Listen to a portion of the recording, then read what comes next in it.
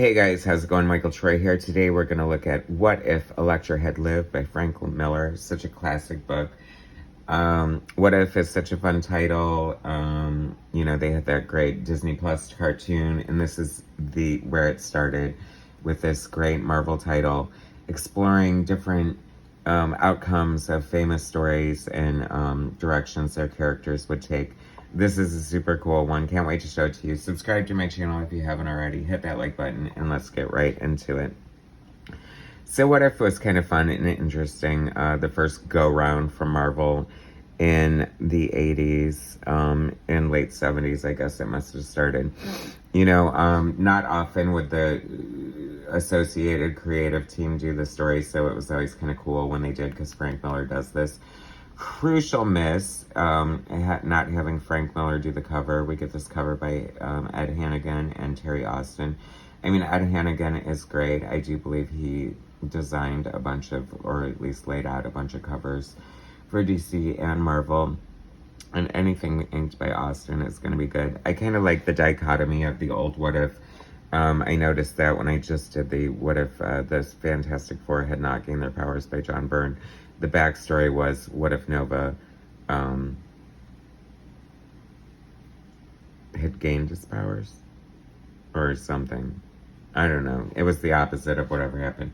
So what if Elektra had lived, plus what if Yellow Jacket had died? So look at this great art. Stunning already. I feel like, is this Frank Miller and Terry Austin? It definitely looks like it so far. Very cool. Great moodiness. Frank Miller, so cool that he's doing like a what if.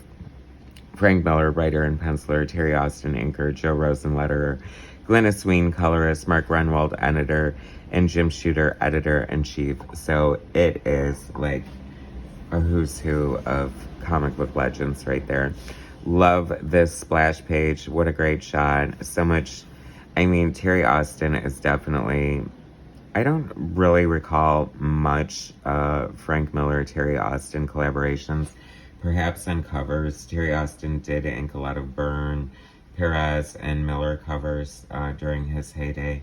This is just beautiful. I mean, obviously, it's so much fun to revisit any Daredevil, Frank Miller, but it is really cool to see this because, this is after her classic death, and it must have been kind of weird for Frank Miller to do this story because, he had to fight for her death. He had to fight for, her not being brought back to life, and we see how well that worked out. I mean, he himself brought her back, and Elektra lives again, so...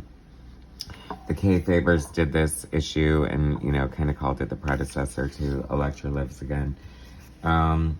This definitely has all the hallmarks of, the classic Frank Miller storytelling from the time with the shortened panels and just, it's very interesting to see, the pacing and the storytelling.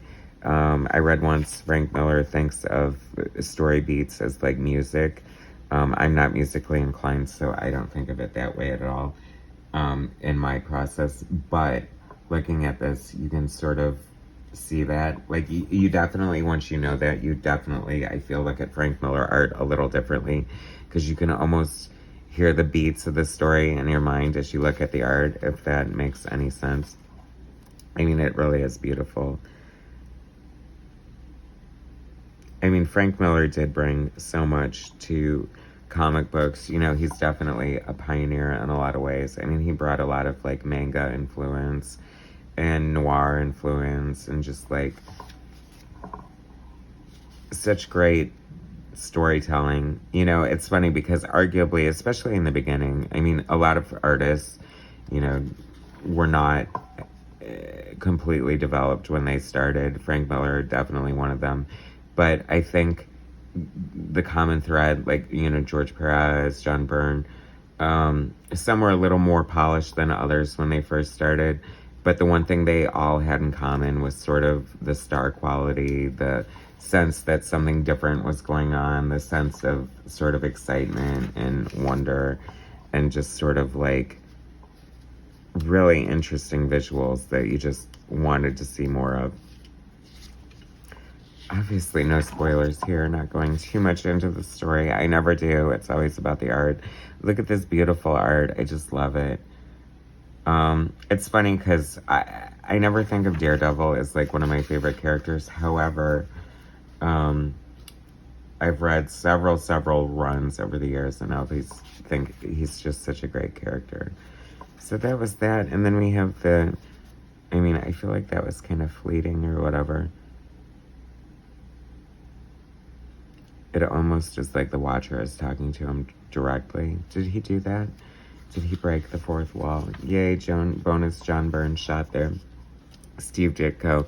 It's kind of interesting because it always feels like Steve Ditko like did Spider-Man and then kind of disappeared, but he never really did. I mean, he did so many things. He was always doing like fill-ins or backup stories or annuals, or like, you know, he did Machine Man and Speedball and just like so many other things. I mean, obviously, I think by the time people like Frank Miller and John Byrne came around, obviously Steve Ditko was a little less exciting, perhaps, in his artistic style, but still fun nonetheless. Great shot of Tiger there. Love that. The Watcher. What an interesting concept, huh? The Voyeur. Yellow Jacket. What if Yellow Jacket had died? Janet is like, thank God for life insurance. I wonder if you can even take out life insurance on a superhero. Probably not. Not anyone that, you know, has a public identity in any way. Anyway, what if? They need to do a new What If series. I mean, look at how cool the cartoon was.